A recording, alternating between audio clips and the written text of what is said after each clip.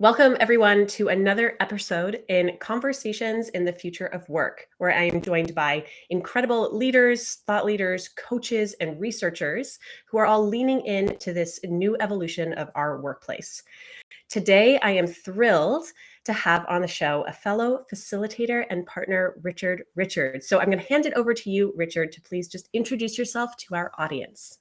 Great. Thank you, Rachel. And yes, I'm delighted to be here as a fellow facilitator on your show, and particularly when we're talking about anything to do with virtual presence or the way that we come across in the virtual world.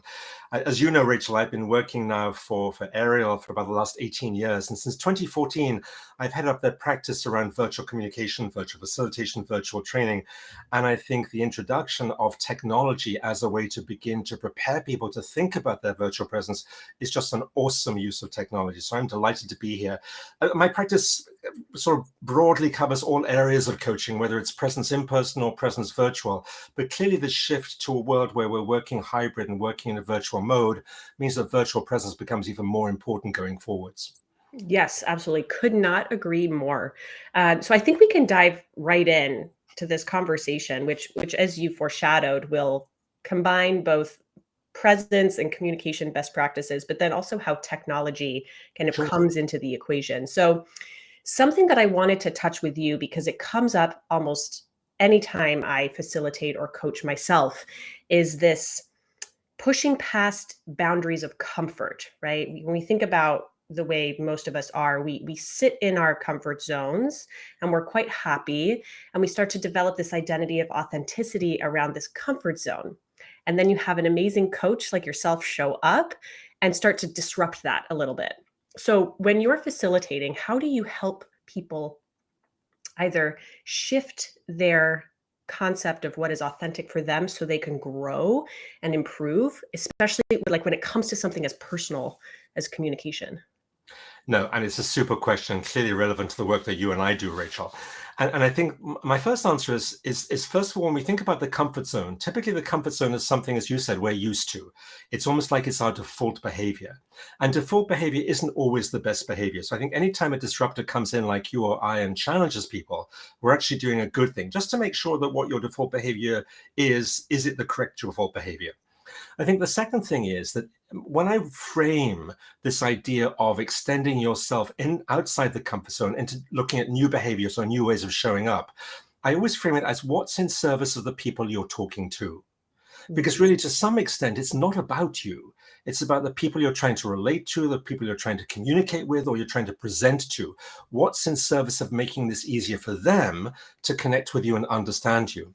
And I think what we underestimate is that there's an amazing actual stretch that we have that's still within authenticity that allows us to change the way we show up, that serves the people that we are speaking to in a much better way. And I think what we underestimate is the fact that our authenticity is what it is, but it does has space to grow. It has space to change. And also, I think it shifts based on who we're with, what is the context, what is the situation. I'm going to show up authentically with one way with my 4-year-old son, for example, but very differently with my 50-year-old boss, but they're both authentic. And I think what we underestimate is the idea of identity and how we show with a 4-year-old. Oftentimes, some of that lightness and that improvisational nature and that emotion is also relevant when we're speaking to different audiences. But for some reason, we compartmentalize it. And how do we begin to expand that idea of what we can do and what we should be able to do? Yeah, that's a beautiful way of putting it. And you know what it brings up for me is this distinction between being like a de facto introvert or extrovert. And it's really interesting because I was having this conversation over the summer with my mother and her partner. And her partner is a geologist. And he is like, I'm an introvert through and through and through. But I was with him at an event with a room full of geologists. And I had never seen this man be so exuberant and expressive, enthusiastic. And I was like, oh my God. I was like, you, in this context, you are so authentically like getting energy from these people around you. You're like an extrovert. So it's just funny how people will tend to grapple with these kind of one-liners around their identity, like I am this, I am that. And it can sometimes hold them back from like really calling upon their full selves, depending on the context. I think what you're hitting on, Rachel, is actually really the core of all good coaching, right? Is what is the story that we tell ourselves? What is the Yeah. frame of reference that we've got used to having? And are we willing to reframe how we think of ourselves or reframe what we think our authentic self is as it relates to different situations? Now, clearly with geologists, he's in a comfortable audience, people he Mhm. knows, people he can relate to. But Mhm. recognizing that he can do that means, okay, so how would that look like in a different audience? What would look like in a different situation? Again, it's all about the story that we tell ourselves, that sometimes we don't always tell ourselves the best story. And we are ultimately what we think. Right. Right. Absolutely. I mean, we I could keep talking about this for forever, but let's move on to the next question, which kind of this brings us to where we sit, where a lot of our communication professionally sits today. And like, what are your thoughts on communicating over video and developing that real human connection? So about 90% of my coaching, executive coaching, is all on video. And clearly I've got to build a real connection there. Otherwise the coaching conversation will go nowhere. Mm. So I think it is possible. I think what we need to recognize is, though, that, and if you're as old as I am, Rachel, you'll remember your mum telling you, get off the phone. This call's costing me a fortune. God knows long distance calls are so expensive. So I remember I'm sort of programmed, if you like, at a DNA level to think Mm. about having quick, efficient virtual interactions. And I think that's something that we need to sort of address and make sure we're not falling into, again, that default behavior. Mhm. I think the other thing is, if we realize what it is that we can do in a virtual world to actually connect with people. And when I look about presence and the ability for us to connect with other human beings, in the in-person world, we know what we do. We know how we show up physically, with facial expression, with body language, how we sit, where we put ourselves, where we position ourselves, how we show I'm listening, and all those other things. When it comes to the virtual world, we forget to substitute the Mhm. things we need to do in the virtual world to make up for what we don't have. So clearly, I think if you're like you're doing now, you're nodding beautifully as I'm talking here, right? So you're indicating Mhm. you're listening. I know you're doing. Mhm. It's a substitution technique, right? As I Mhm. talk to you here, I look at the camera. It's these things that we can do that we can still demonstrate. My focus is on you and the Yeah. audience, and not on myself. And I'm Mhm. making an effort. And I think the other thing with working virtually and making connections, we have to work just a little bit harder. Yeah. So I think, for example, if we look at this idea of vulnerability, we have to share just a little more of ourselves, perhaps virtually, than we might in person. We have Mhm. to listen and listen hard, a little harder. And Mhm. if I do listen, I have to show you I'm listening by reflecting back some of the words or phrases you said, by Mhm. demonstrating I understand what's important to you, what you value. So I have to work a little harder at listening. And then also, I think when it comes to body language, we underestimate just how important it is that we still think about our body language in a virtual setting. Yeah. Sitting here as I am in a sort of a fairly upright chair and conscious about how I'm coming across, I'm making an effort to make sure I'm not dialing back my Mhm. body language or my expression just because I'm in person. And if you think about it, the greatest metaphors, if you think about the greatest film directors, right, and the money that they spend on lighting and cameras and directing people, is because they know what it takes Mhm. to attract an audience through a medium like film or television or radio. And I Right. don't know that we always think about our virtual interactions in that way. I've um I've said since the beginning of the pandemic, actually, and really activating this channel of video, that I think there's such an interesting dichotomy between the entertainment that we so readily accept in films and movie. Like, we will sit in front of the TV for hours and develop relationships with characters, right? So it's not the two-dimensional virtual channel of connection that's the issue. But in our professional lives, we view these screens as, where we get our work done, as a very non-human kind of technology, right? And so you're exactly right, I think, in touching on that. Like, think about how much goes into filming a blockbuster video, or even like a short film, and how powerful that can be. And how do we start to think about some of the tools we have at our disposal, not to make this like a huge produced No. thing, but to remember that body language matters, to remember that eye contact can be very powerful, that active listening and showing empathy and rapport translate over video. Because, and I'm sure you've seen some of these studies come out, which the studies themselves are fair, but sometimes people kind of misconstrue the conclusion, and they're like, you can't build trust over video. Oh, no. And I'm like, oh, let's not go there. Don't go there now. You know? You know, what's coming, listening to you here there, Rachel, and one of the things that's really telling the moment, I think about, I just come up from watching the BBC, right? And on the BBC, there's a news article about Matthew Perry and the people who are lining up outside the building that was supposedly the building where that whole program was filmed. And you think about there, an emotional connection with a character and what that means to people and the connection he had with hundreds of thousands of people. Yeah. I mean, so in some respects, you know, what we're talking about there, that is when a person is not necessarily intentionally trying to connect with you through the camera, but with his colleagues. Yeah. So imagine how much more possible it is if you really work at it and you're really trying to connect to another person through the camera. Right. Right. Absolutely. And in a sense, I feel like understanding this channel for what it is just another superpower in your toolkit to then become more of a versatile professional communicator, really understanding the channel and being able to show up in the way that makes most sense for that channel. And I think that's the challenge. I don't think people have come to recognize fully yet that this is or should be part of their toolkit. Right. Because I think one of the biggest challenges I discovered when I started teaching this work back in 2014 was actually not necessarily the techniques. The techniques I picked up from wonderful people like the designer who designed the program and yourself. But what I think the biggest challenge was actually changing the expectations of the people that come to virtual interactions, that they actually can be engaging. And, oh my God, you mean I can't multitask? You mean I can't fold the laundry, brush the dog, do my emails, paint my nails? I've actually got to listen and participate? Because people they have such low expectations of virtual interactions. Right. Right. Yeah, absolutely. And that's going to take, I think, some time, but hopefully we can get there. Well, people like yourself and the tools that you're producing are the starting point, begin to actually shift that perspective. Right. Right. So let's go a little deeper on that. When it comes to using different tech, right? Because I think in coaching specifically, coaching has for so long been such a human to human experience. And now we have these technologies that are coming in and introducing themselves. And, for some coaches, it can be very, very scary and intimidating. And, for others, it can be this very fascinating opportunity. So like, what do you think about balancing that? Well, it's a great question. In fact, I was on the phone this morning with a nonprofit in London that I'm starting to work with now, and I'll be coaching their executives around fundraising presentations.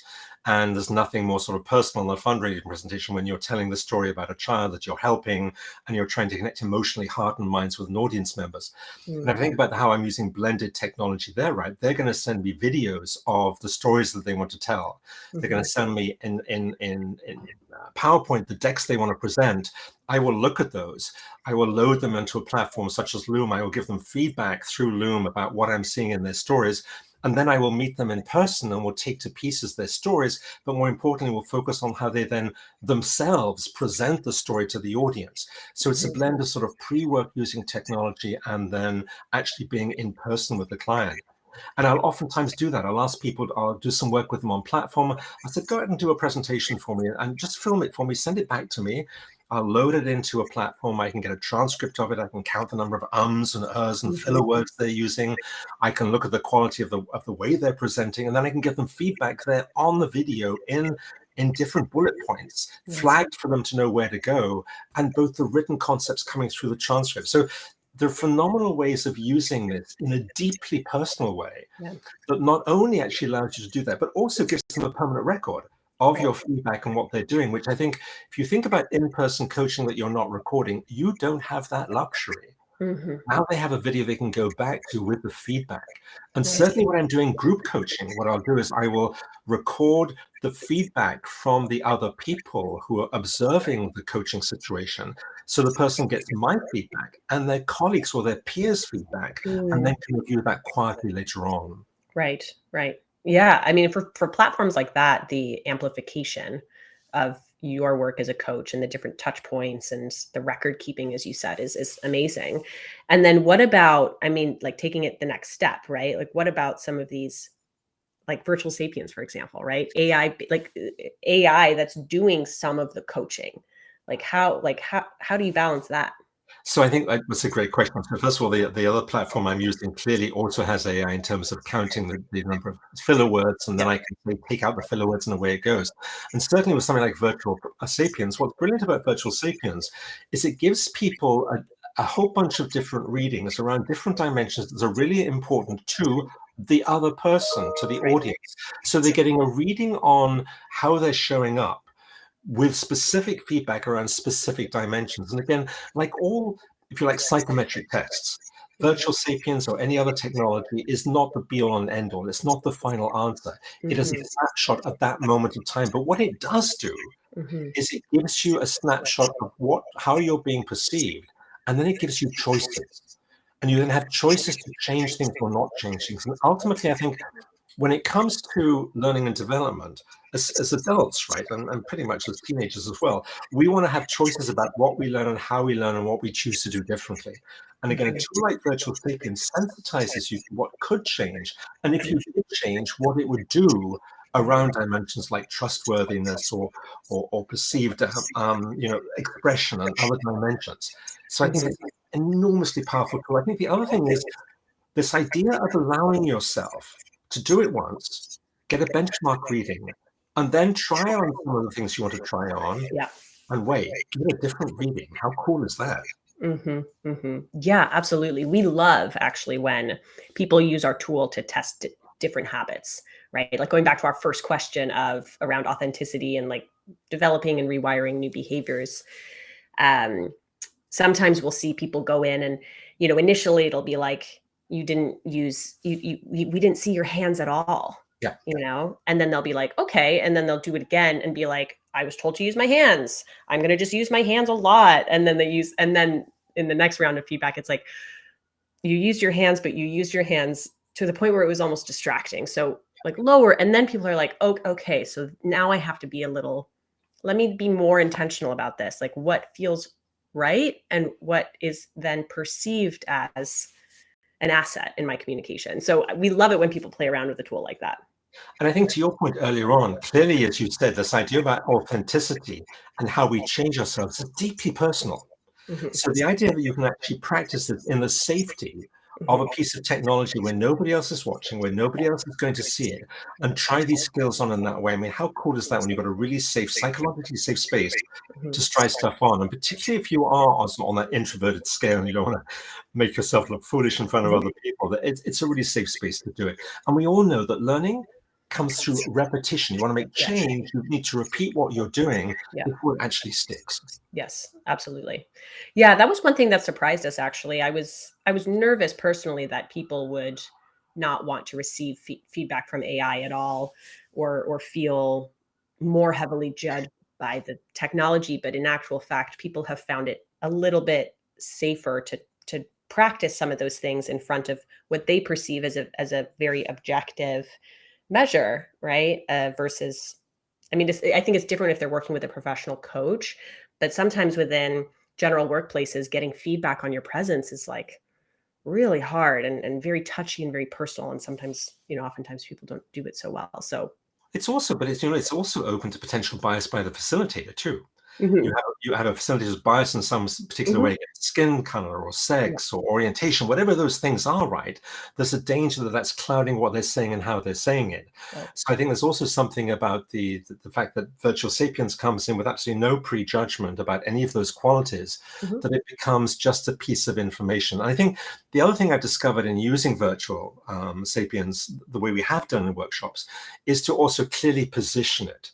Position it not necessarily as black and white truth, but as a valuable insight that gives you choices. Right. Absolutely.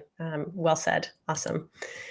So to move on to our final question here, and I mean, you've already shared so much that I think people can think about, but what would you like people to think about more as they're looking to improve their communication? That's a great question.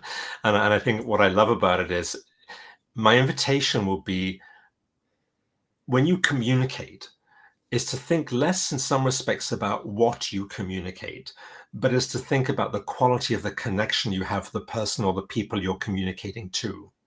Because I think ultimately, if we think about the connection, the quality of the connection, whether it's a person of one or an audience of 1,000, right, in a virtual presentation, what I'm doing is I'm thinking then through the lens of the audience. I'm thinking about how my message is landing. What am I doing to make my message land more easily?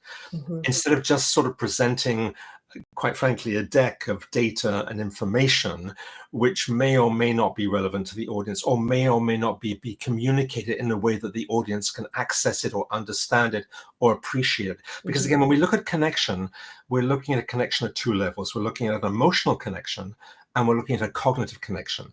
And both go hand in hand. And ultimately, think about the average buying decision, right? Gallup have done some work on this. The average buying decision is 60% emotional, 40% cognitive or rational, or 70-30. Yeah. But by and large, emotions play such a huge part. So what does that connection look and feel like with your audience? If you're doing to a big presentation, have you shared enough about yourself in terms of allowing them to relate to you, to build trust in you? And if it's a one-on-one, are you building a space where there's a sense of rapport, the same sort of language, the same energy that's being passed backwards and forwards? And are you conscious of the quality of that connection as you communicate? Right, right. Yeah, absolutely. I think it goes to what you said earlier, where communication is more about like you. It's not always just about, actually it's never really just about you. Right? And it's about how what you're saying lands with the audience in that moment. How it might make them feel. And then in response to the way they react, how do you listen to that? How do you absorb that and digest that? So I think that's so powerful. It's always a helpful reminder, even for myself. We're always communicating. We're always trying to have a message that lands with impact. And so really taking that preoccupation with yourself out of it to really understand the broader whole is very powerful. Because I think the messenger ultimately is what we're about, right? Otherwise, quite frankly, find yourself a piece of AI that's going to read the text, record a video, and just send that out. Because otherwise, there's no human interconnection. What we want as human beings is to be in relationship with people, whether it's the presenter who's presenting, whether it's the newscaster, or whether you're Matthew Perry, who's actually doing a sitcom in North America. Mhm. We crave connection and relationship. Yeah, and that doesn't change whether you're in person or over video. It doesn't change at all. It's exactly we're the same people. Yeah, wonderful. Well, that will really just brings us to the end of our time today. But Richard, I want to thank you so much for sharing your insights and being so open to this conversation. It's a fascinating time, and we need more people like you who are really thinking about it critically and leaning in. It's my pleasure. It's become sort of my passion and my role in the world to actually shift this perspective about virtual presence and how we show up. And so tools like yours are just one more tool in the toolbox, and it's a great tool to have. Wonderful, awesome. Well, thank you so much, Richard, and looking forward to the next opportunity to connect. My pleasure. Take care, Rachel. All Bye bye right, now. bye. Bye bye.